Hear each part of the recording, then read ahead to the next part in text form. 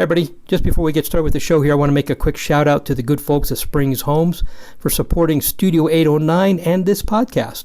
They're in the business of real estate because they love helping clients achieve their goals. Competitive, collaborative, and trustworthy. Meet the real estate pros at springshomes.com. This is Studio 809.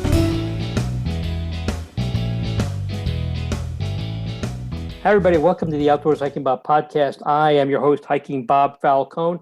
You can find me on my website, hikingbob.com, which has links to my social media accounts, my columns, the Colorado Springs Independent, all the other podcasts we've done, my photography website. There's also a way there you can sign up for my free newsletter, which comes out about once a week, with links to the most recent podcast and column, just in case you missed them. And also any other news. This past week, for example, I had a lot of other stuff on there in the newsletter, links to other stories and stuff like that. They just didn't have space for my column or didn't have time for on the podcast, or maybe that information comes out afterwards. There's all kinds of good information, all of that at hikingbob.com. Today is my podcast co-host, Wild Westendorf. Hey everyone, Kevin Wild Westendorf here, and you can find me on my website at www.wildwestendorf.com. and social media, primarily Facebook and Instagram at Wild Westendorf. And you can also message him there if you want a cat sitting or dog sitting, because Kevin's an ace cat sitter and a dog sitter. So, matter of fact, he's doing that right now at an undisclosed location known only to the people in, what's it called, witness protection. Only people in the witness protection program know where Kevin is. I'm not sure who the witnesses were protecting, either the owners or the cats. But in any case, exactly. Kevin is working for the U.S. Marshal Service right now. And if you believe that, I got beachfront land down here in Phoenix you can buy. Exactly. Last week, we talked about you were going to take your mom on her first ever real honest-to-goodness bona fide hike in the mountains for her birthday. And I saw the pictures, so I know regardless of what you said about life insurance, your mom survived just fine. Yeah. But tell us how that went. It went extremely well. She had a blast, and she just talked about it all days after the hike on Saturday, and then she even texted me a few times on Sunday, just saying like, oh, I can't wait to do more hikes with you. And so I'm very, very excited that she had a great time. Well, I took her on the Lower Columbine Trail in North Cheyenne Canyon. That's a really well-known trail. It starts at the bottom of the canyon where the Starsmore Discovery Center is. And it's for any ability level, it's very easy. And so we did that trail. We came back. It was almost 2 miles round trip. And she loved it. And the weather was great. It was in the 50s. And the snow and ice was not that bad also, which was nice. We hit the start of the middle Columbine and then turn back. When you start on the middle Columbine, it starts to get really steep. And she saw that and she's like, nope, I'm not in the mood for that. So yeah, and also from there, and you can tell me how it was, typically right after you come out of that parking lot, that little incline up to that first bridge usually is really pricey. Is it icy right now? Yeah. That alone would have made me probably suggest to your mom to turn back. Yeah. That amount of ice. So she had a good time though. She likes it, and all of a sudden now we have another hiking addict in the family. Exactly. Yep. Awesome. Well, I'm glad she enjoyed it. I'm glad she got a chance to do that and had a good time. And you're a good son for taking your mom out there on a hiking trip and giving her an adventure for her birthday. I think that's pretty awesome. So good for you and good for your mom. I think that's great. Now we're gonna have to start tracking all her hikes. You know, I could see it now. She's gonna have the Wild Hiking Mom or something. Facebook page and Instagram and Twitter and everything. But that's pretty good. Have you done any other hikes this past week since we last talked, or? Yeah, I actually did another hike with a friend of mine after the one I took my mom on up to St. Mary's Falls.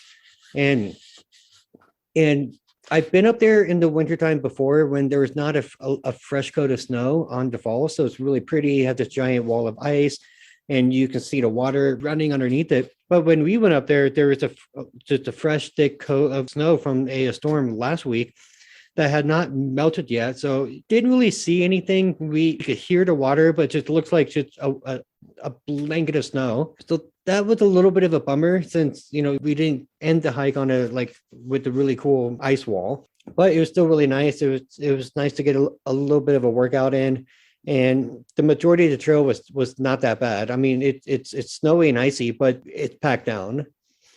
I was gonna say that trail probably gets enough traffic that a couple days after the last snowfall, probably pretty packed out. It's kind of like doing 7 bridges. It's great to snowshoe if you get there right after the snowfall. Give it a day or two, and then everybody's been out there and packed it down quite a bit. Yeah. Sounds like a lot of fun. I think I told you this story, Kevin, but there's a trail out here, and we haven't talked about it on the podcast, but you and I have talked about it.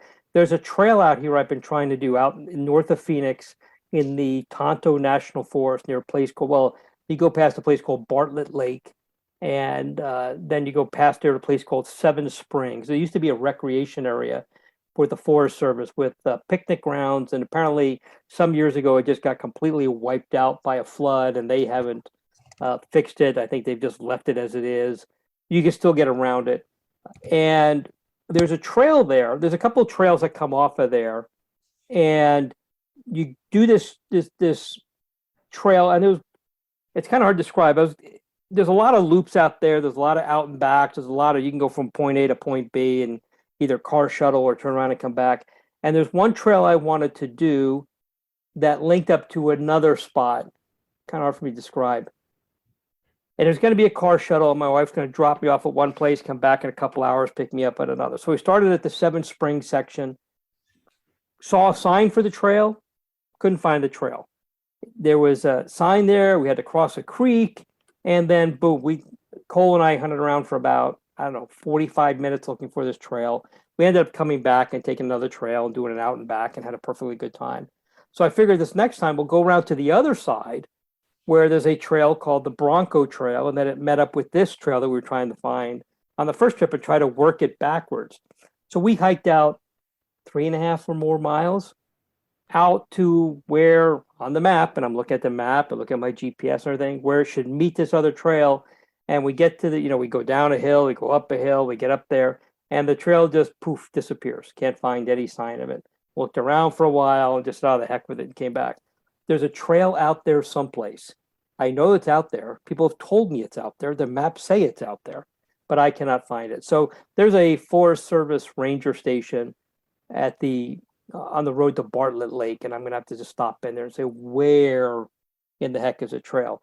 Interestingly, the first time we tried this, I ran into some other hikers on the trail we ended up on and asked them, and they said, yep, we've tried finding it too, and we can't find it. And these were people who live there and experience in that area and know the trail pretty well. They said, yeah, we couldn't find it either. We kind of ended up in this very rough area, and they decided to do the same thing I did. They turned around and came back. So in any case, I don't know how much more I'm going to try it. Eventually, the law of diminishing returns kicks in. It's like, oh, forget it, that kind of thing. So, we're just gonna call it good, unless the Forest Service gives me like a really good idea on where this trail is supposed to be. But just can't find. But whenever time I come down here, there's a lot of trails I like to do over again, especially if it's been a year since I've been out here. But I also like to find new trails. Part of the whole purpose of coming down here is to go more and more new trails. And I've done a couple of new trails so far, but I'm looking for more. And it's an interesting thing. And it's, like at home, it's getting harder to find new trails I haven't done because I've been coming down here for a lot of years. So the search circle gets bigger and bigger and bigger and bigger, trying to find new places to go. But that's okay. I got nothing but time. And although with gas down here, and I'm not sure what it is in Colorado Springs right now, but it's hovering around the $4.50 a gallon mark, up to $5 a gallon, depending on where you go. It's like, yeah, maybe we're not going to go so far out anymore to find anything until hopefully gas prices drop a little bit. We'll see how that goes. But always an adventure looking for new places. That's why we're here. That's why you're here. That's why I'm here, to find new places and tell people about them and where they can go hiking.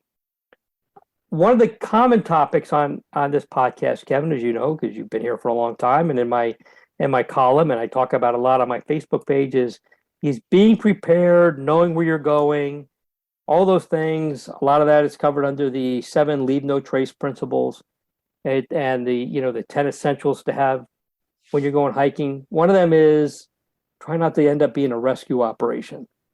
And Exactly. there's an incident here, and I'll let you start off on this, talk about it, where a person up in the northern part of Arizona near Flagstaff had to be rescued not once, but twice on the same hike. You want to fill us in on how that happened? Yep. So this guy came from New York and was trying to hike up in the San Francisco peaks, which is just outside of Flagstaff. And I believe he was trying to summit Humphreys Peak, which is the highest mountain in Arizona. All of that it's normal. Like, it sounds fine so far. The only issue is he not only got lost once, but got lost twice on two different hikes in 2 days. He got lost on the first day, was able to do a 911 call. Search and rescue got up there, found him, and got him back down. And then they gave him advice and such on ways to not get lost, on and that he should have a map and a GPS device and such. And another mistake he made is that he started to hike at 2:30 in the afternoon, which, when you're trying to hike Humphreys Peak, which is a 13,000 foot peak, that's a very, very late start, especially in the wintertime. So search and rescue leaves the guy at his car. Everything's good. Then the next day, 911 gets another call from the same guy on the same mountain, except he was trying a different trail. And also, even though it's Arizona, at this time of year, there's a ton of snow up in those mountains. So search and rescue came and found him and requested assistance from an air rescue unit at this time, because apparently he had gotten injured. Then when they got the guy back to the parking lot, he refused any medical care and said that he tried to do the same hike again on a different trail and just started a lot earlier. Then search and rescue again had to explain to him things to do to be safe, to not get lost, and recommended that he not try that hike again. And I'm trying to look at the article to see if there's anything else that I missed, but the article lists a few tips to stay safe and not get lost. And I found this story really funny. I think it was you that said that guy maybe he's just a bad hiker. I've gotten lost, but I had the right tools to get back on trail, to turn back around, to know where I had to go so that I wasn't quote unquote lost again. I'm just assuming, I'm guessing here that maybe this guy just thought he knew what he was doing. He told authorities that he was an experienced hiker. I question that now, especially because the mountains in New York, I'm not sure. I think he was from New York City though, and which doesn't really have any mountains. But the ones New York does have, especially in the upper state part, are very different than the ones in the West in general. And I think he just got in way over his head. But him saying that he's an inexperienced hiker makes me question that when he starts to hike up to a 13,000 foot mountain at 2:30 in the morning. And it's just a reminder, you have to be careful. You have to make sure you have the right tools, especially if you're going on a large hike like that. It reminds me one time of this woman who got lost on Mount Cutler here at Cheyenne Canyon years back. And so she called 911 and they asked her if she knew where she was on the mountain. And she said, well, the moon is facing this way, and that's it. So in Mount Cutler, it's a very small mountain. It's very family friendly. I see a lot of kids up there. It's a very, very short hike too. And even on a small mountain like that, you should know what you're doing, where you're going, and have the right tools on you. I had a hard time trying to figure out how someone can get lost on that trail, because I feel like it's fairly straightforward, but better safe than sorry. Yeah, it doesn't say where exactly he's from in New York that I can see in the article, at least looking at. And I believe you said he started at 2:30 in the morning. He actually started at 2:30 in the afternoon on the first day. Yeah. He is from Brooklyn. Okay. Yeah, not a whole lot. But that doesn't mean he doesn't go up to the Adirondacks. The Adirondacks are different than mountains here. They do get a lot of snow in the Adirondacks. If I'm assuming that's where he goes. So he says he hikes a lot. Yeah. He may also go to the Poconos in Pennsylvania, not too far away. The mountains in Vermont, New Hampshire. There's a lot that you can do within, several hours of driving from New York City. But in any case, all I got to say about this person is hiking may not be the thing for him. But having said that, let's look at some of the issues here. Started way too late in the day. 2:30 in the afternoon in the summer would be kind of late in the day to start this hike. I just looked up the Forest Service page. So it's 5 miles each way to the summit of Humphrey Peak. The Forest Service considers it to be difficult. They say it's very steep. It's very rocky to get to the top. And in the winter, in Flagstaff, which Flagstaff's elevation is at least as high as Colorado Springs. I believe it's actually a little higher.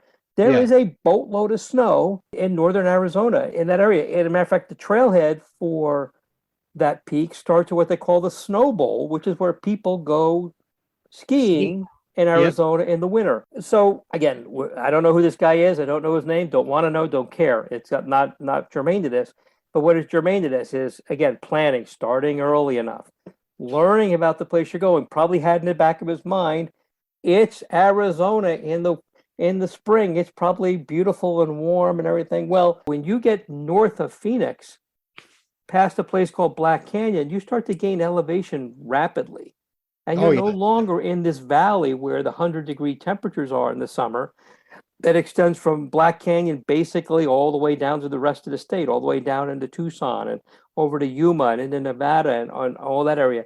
You are up there in elevation. You are 7,000 feet. There are mountains. Humphrey Peak just under 13,000 feet. It is no different than hiking in Colorado on a 13,000 foot peak. And so you or I will probably, and most people list this, are probably used to it, but somebody coming from somewhere else, how much homework did they do? I don't know.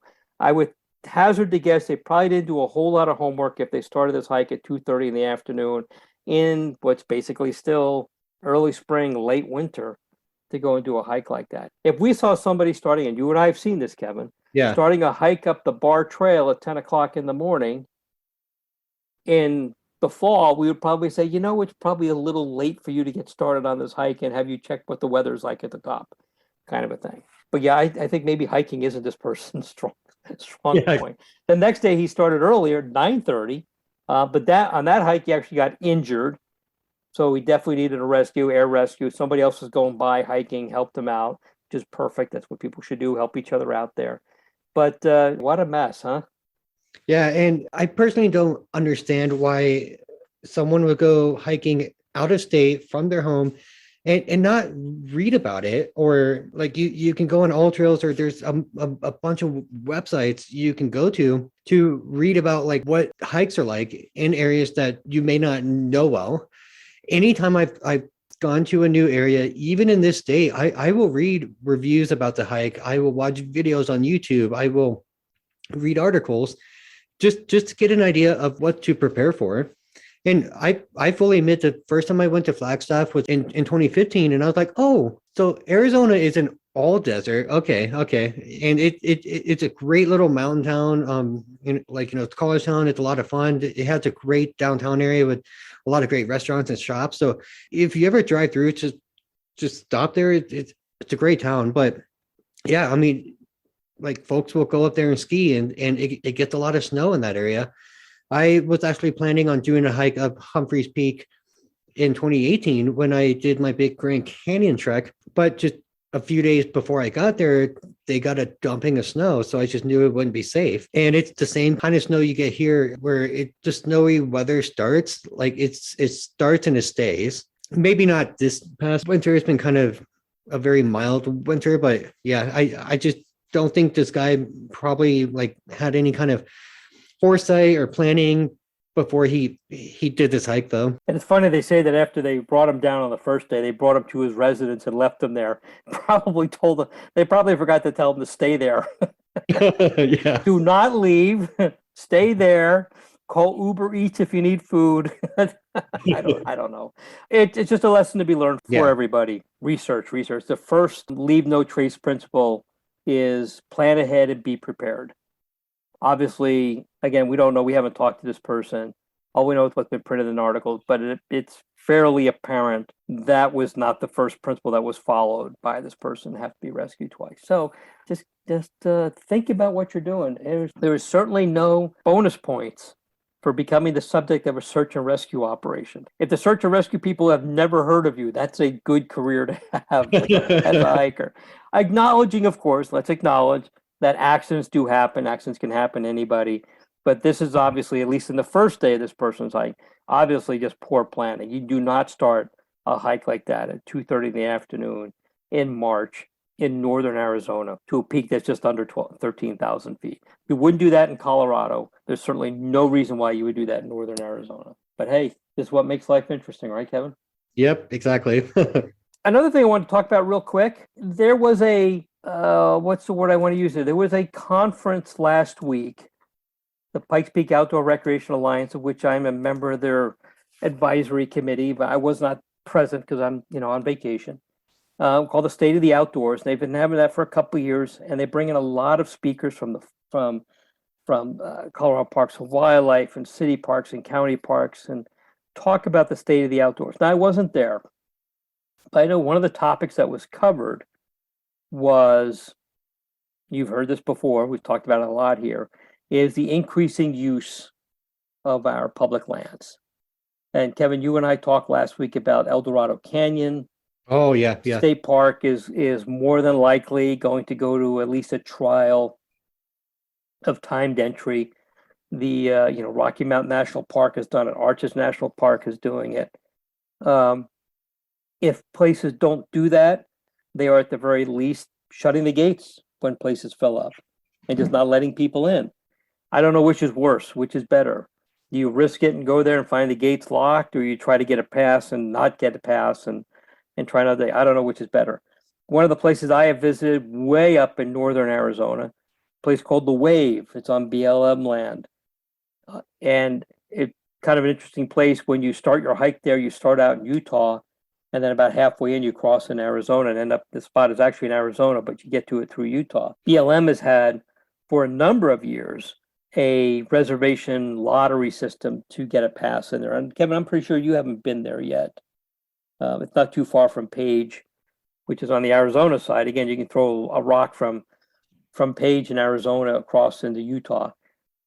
You need a pass. You need a permit to go in there, and some permits are given out months in advance, and some are held for a lottery the night before. And I was fortunate enough the time I visited to get a pass for the next morning, and went out there and hiked in there. And it's a beautiful place. And I posted a picture of it on my in my newsletter, which, if you follow me on Facebook, is also posted there, and on Instagram and all that other kind of good stuff. Gorgeous place.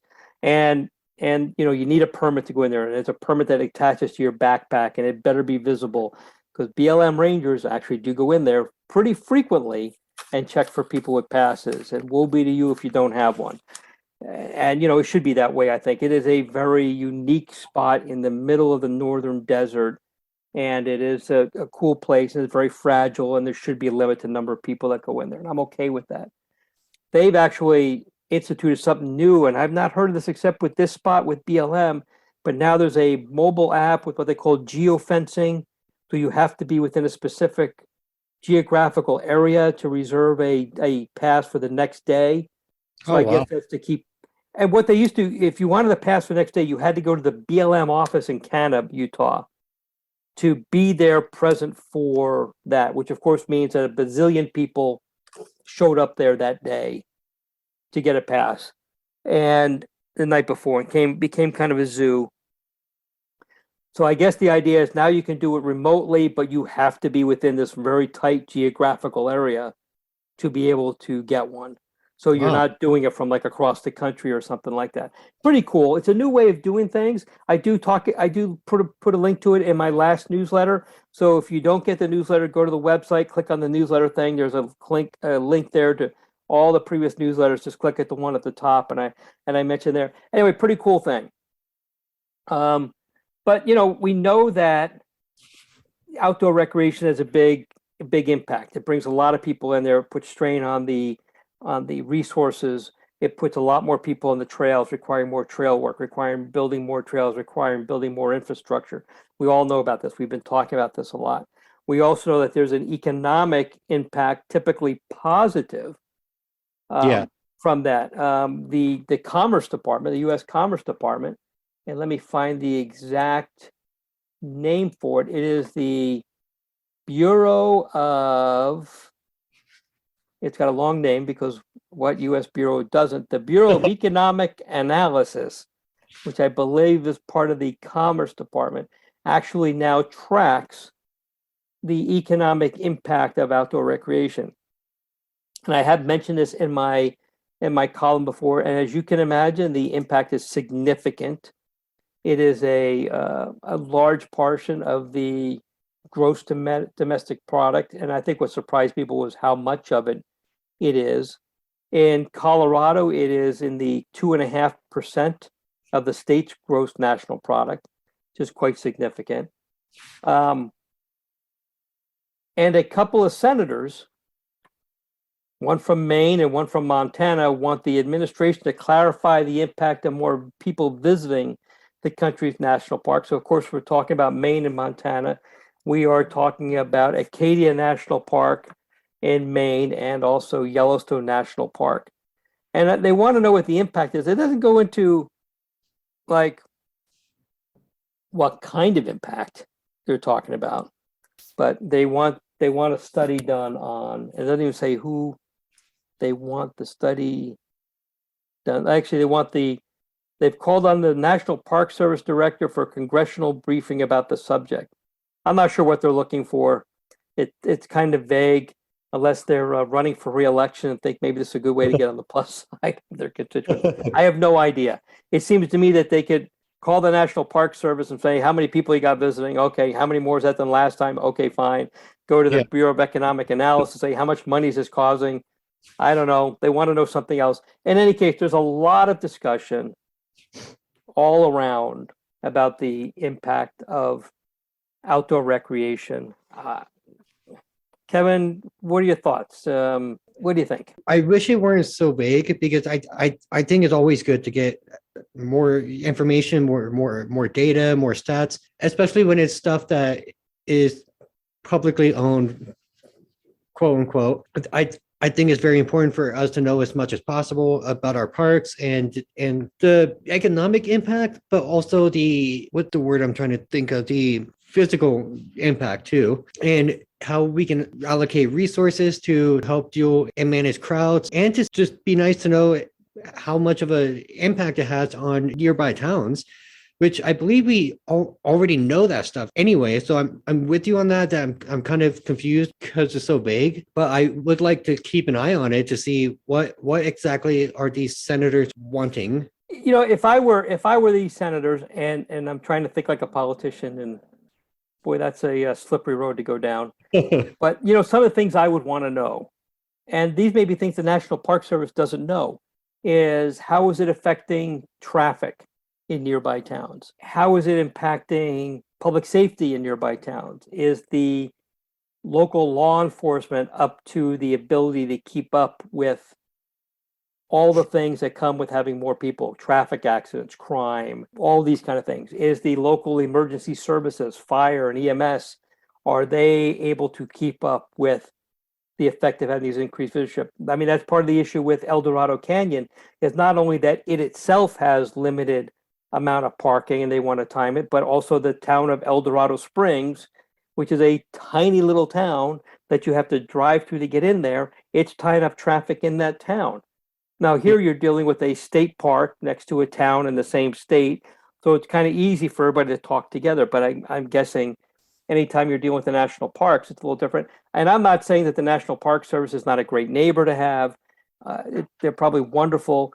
I'm thinking about Zion National Park, which you come in from the south, and there's that little town just outside of there, which has become a tourist town, which, Kevin, I believe you've been there.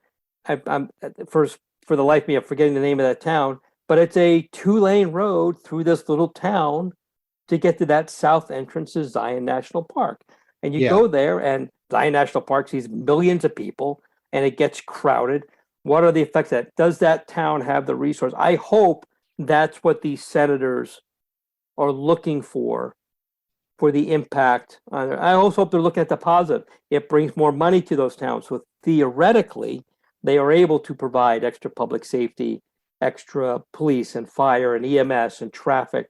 But then again, you look at some of these towns and maybe not so much. Maybe they don't. Maybe whatever additional income they're getting from people staying there and eating there isn't keeping up with it. So whose fault is that? Is it theirs for not having a tax base high enough? Is it the National Park Service's fault? I don't know. I'm not sure where they're going with it. I hope we get another news release when they get some of this information and find out with it. But it's an interesting topic, and it's an interesting study that I think warrants looking into it. Federal dollars do not necessarily trickle down directly to local governments, and with all the multiple layers of federal bureaucracy, that if you're a town and you want $1 million extra this year to pay for more police or fire or buy a new fire engine, which, trust me, if you buy a 100-foot ladder truck, it is $1 million for a 100-foot ladder truck. You just don't go to the National Park Service and say, I need an extra ladder truck because people are building bigger buildings because they're coming to visit your park. So again, bigger hotels. I don't have a fire truck. It's not that easy. The National Park Service doesn't give you $1 million to go buy a fire truck. Yep. It just does not work that way. And it probably shouldn't work that way.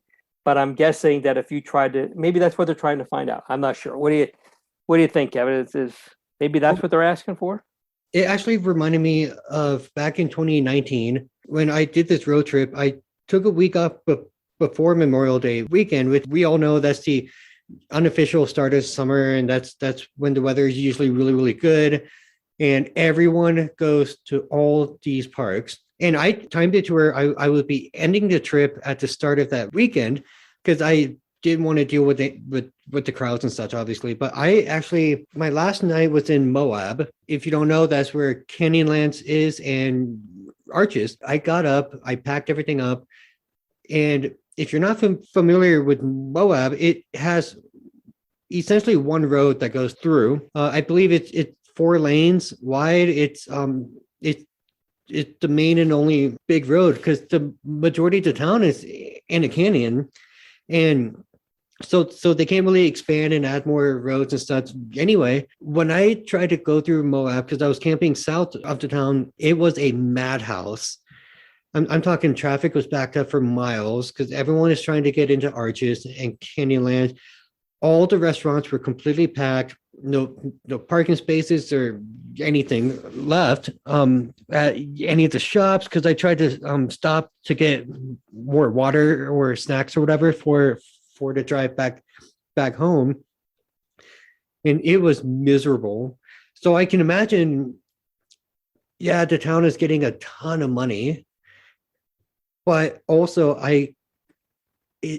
that's got to put a huge strain on their resources, though. And in terms of the authorities, in terms of firefighting, medical care, because I would hate to need the service of an ambulance, and the ambulance takes an hour to get to me. It takes an hour to drive 3 miles. So it would be nice to know how we can better help them out. In terms of the federal dollars and such. But I did read that Arches starting this year is for, I think from April to October, is starting a timed entry thing now. I've been to Arches when it gets super packed. By 9 or 10, the place, it's a madhouse. So I hope that helps out a lot. I've experienced a reservation system with Rocky Mountain, huge improvement in terms of crowds and traffic and such too. So hopefully it works out well for Arches too. And it helps deal with the traffic and such too in a Moab. Yeah, it'll be interesting to see what they get out of this. And of course, since these 2 senators are from Maine and Montana, they're focused on their local national parks and their things. They mark in here that Yellowstone has seen annual visits increase from 3.6 million in 2010 to 4.9 million in 2021. Acadia has seen the attendance go from 2.5 million to 4.1 in that same amount of time. And these are not the busiest national parks in the system. although they are, obviously, well, let's see, Yellowstone ranked 12th and Acadia was 16th. So they're not nearly the biggest one. Of course, you and I have talked about this. The biggest one is Great Smoky Mountain. Yep. The Blue Ridge Parkway has 15.9 million people. It's a busy, busy place. And what I'm getting at is, there's been a lot of meetings. I've been part of a lot of discussions. We've talked about a lot here. How do we accommodate more and more users of our outdoor spaces? And the answers on one end are pretty simple, but at the same time, they're pretty difficult. Now, one end is we build more. We build more parks. We build more trails. We build more parking lots. We put in these different systems. What does that all need? It needs more money. What don't we have? More money. And you're not just going to get the money. I mean, I don't think that we can ever get all the money we need to spend on all the things we want to increase capacity. And some people liken it to, well, you make a 2-lane highway, it gets busy, so you make it a 4-lane highway. Well, eventually capacity increases to fill up the 4-lane highway. So now you make it a 6-lane highway, you put another lane each direction. Well, guess what? Eventually it becomes full again. Yeah. If you build more parks and more trails, are you just going to fill those up too? I don't know. A lot of people smarter than me know the answers. A lot of people were at that conference last week. There's a whole lot smarter than me. Have answers for that. But I think we eventually have to resign ourselves to the fact that we're never going to have enough parks, trails, and parking for all the people who want to attend, especially at all these busy places. Some places are going to be just fine. They're remote enough or they're difficult enough that they're never going to fill up with people, but they're still going to see more people. Some of the places that are super busy, like Rocky Mountain National Park, like the Grand Canyon, like Yellowstone, like Arches, are always going to have an issue. I think we're getting to a point that we could throw in billions of dollars, which, by the way, nobody's got. And we probably still won't fix the problem. And locally, in Colorado Springs, has like a 27 million. Don't hold me on that number. It is a tens of millions of dollar backlog just to to build all the parks that should be in Colorado Springs. You know what? It'll take ages for that to happen. Meanwhile, the city still grows. Capacity still doesn't. Capacity does not keep up with the increase in usage, either from visitors or from people who move into town. And I'm not saying that the people responsible for this don't have the will to do it. They do. I'm not saying they're just sincere in their efforts to accommodate increases in need to make up for the capacity issues we're having. I'm just saying I think we're getting to a point where we just have to resign ourselves that, you know what, we're always going to have these issues. They're probably never going to get any better unless something catastrophic happens, which God forbid that happens. I just don't think it's going to change. I think that, we can look at what's causing these things and try to work around, and maybe timed entry systems are going to become the norm. And maybe they're going to become the norm across a broader spectrum of parks. And maybe they're going to be free. You just have to do it to be able to get in someplace. Now, what do you think? I'm pretty much on the same page as you. I would love in a perfect world that we freely spend billions of dollars on the parks. I know that's not the world we live in now. I know, sorry, that I am house sitting for a cat and a dog. The dog is really chill, but the cat just loves attention. So you probably hear the stuff. But well, somebody who has a dog that wants to bark in the middle of the podcast, I get it. No worries. Yeah. And she's been quiet like for the last few hours. So of course she comes out now. And yes, I know. Okay. Anyway, sorry. Yeah, I totally agree with you. We live in a world where we can't just freely spend billions of dollars. I would love to see that, but I do commend a lot of these folks in charge that they're trying. Yeah, as you know, Kevin, I work closely with people the land managers at a number of different levels. They are sincere that they're trying to do the best. But I think we get to a point that it's just, we may be in this thing where we're going to be playing catch up for the foreseeable future, and it may just not get any better. And that's unfortunate. But on the other hand, look at it. We have people who are going outside and enjoying our outdoors. They're enjoying nature. They're getting fresh air. Maybe we're getting away from that generation that's stuck to these screens like you and I are looking at right now. And they're spending more time outdoors and they're getting away from these things.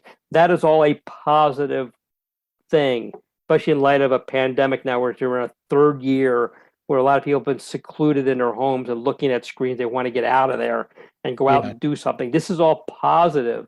It's just like anything else. Nothing can ever be positive without having something on the other end. That's where we're at now.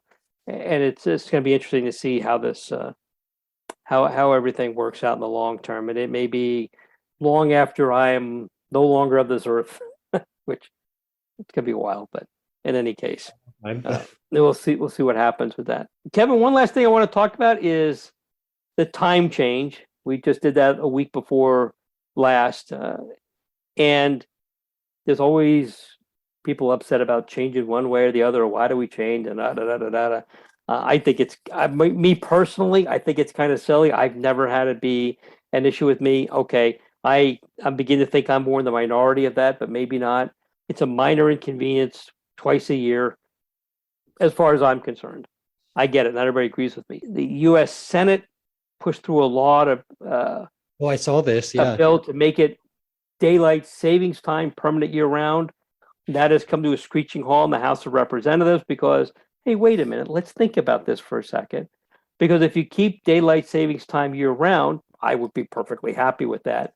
But some people don't like it. For example, in the winter, in the northern reaches of the country, you may not have the sunrise in the depth of winter till almost 9 o'clock in the morning. That's pretty late. And if you look at it, if you look at a map of the Earth and look at what is in sun, you can look up these maps where you can see what part of the Earth is in sun and what part of the Earth is in daylight. It is not a straight line up and down. It is kind of like a bell. And, sometimes it's an inverted bell. And so different parts of the country, even at the same time of the day, depending on how far south or north you are, you may be in daylight in the same time zone, and the area directly north of you, several hundred miles, is still in darkness.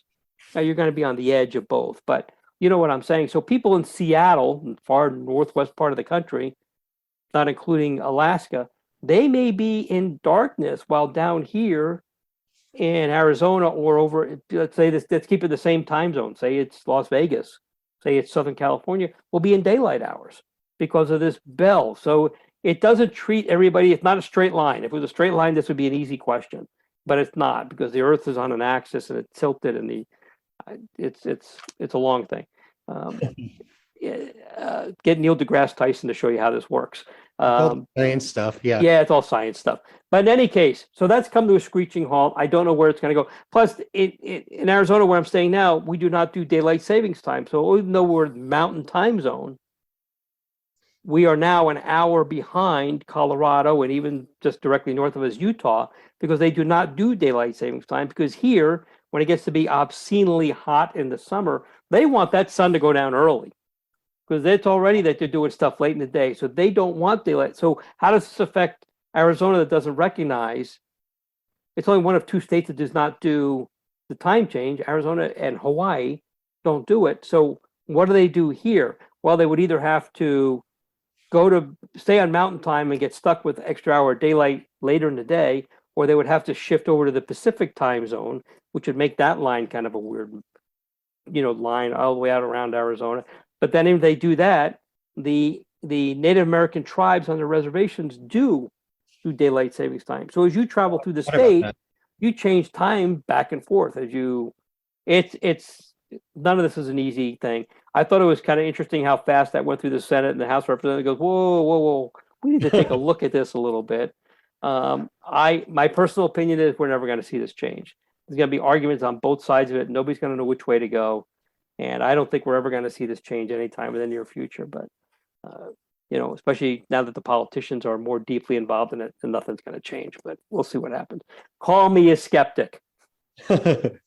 I prefer longer days, and when I say longer days, I mean in my waking hours. I'm much more likely to be asleep at 7 in the morning, but much more likely to be awake at 8 at night. And I prefer the longer hours of daylight. But I did see those charts, and I didn't realize, like, oh yeah, if you go way far up north, it can be an issue where the sun will rise till 9 in the morning. I would prefer the daylight saving time model to be a year-round thing, but I totally get it that it's more complicated than, oh, I prefer a longer night or a longer day and such. It does remind me about, I can't remember the name of the town, but there's a town in Nebraska that's really, really, really close to the state line, on the northeast corner of Colorado, where this town claims that it's right in smack dab in the middle of a time zone line between Mountain Time and not Eastern Time, but it's the next time zone over going east. Central. Oh, duh. Okay, it makes sense. Yeah. You knew that. Yeah. And it was funny because I stopped at the gas station, and they had several clocks around the building showing both of the time zones. Well, you feed that cat. Yeah. It's all good. Don't worry about it. She just wants some scratches. Yeah.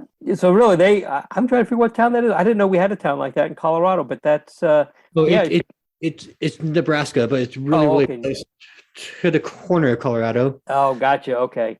I think it's Ocala or it's something like that. Yeah. Okay. Yeah, it used to be even worse. It used to be like Indiana, for example, was an absolute mess. If you looked at the line in Indiana between Central Time Zone and Eastern Time Zone, it did this back and forth and checkerboard. And then this town was in one time zone, and this town was in another, and this town was split down the middle, and it was all over the place. Indiana finally said, "We're all going to go in one time zone and just be done with this stupidity." It's just, it was just nuts. And the thing is, every year there's so many actions that are a result of that time zone changes. And how do you? It's like when they have these polls that come out every year. Right now, we're in the middle of March Madness, and every year somebody goes, businesses lose billions of dollars each year of productivity because of March Madness, and the first thing you come over to is, A, I think that's a bunch of BS. B, how do you really know? And C, who cares? Now, obviously, if somebody has an accident because of a time zone change or time change, I'm not saying who cares, but I'm just saying I think that's kind of sketchy statistical analysis, and I'm not sure I buy into all of it. But that's just my minor 2 cents worth of what I think of all that. But in any case, so that's where we're at. Kevin, you got anything else there? I think we've talked everybody's ear off here for a bit. Well, I don't have anything new, but I brought this up on last week's episode. But the day after this airs, I will officially find out if me and my 2 friends won the permits to hike up Mount Whitney in California. And I cannot wait until that day so I can finally know if I can get to planning, and because I love planning trips out. Awesome. I hope you get it.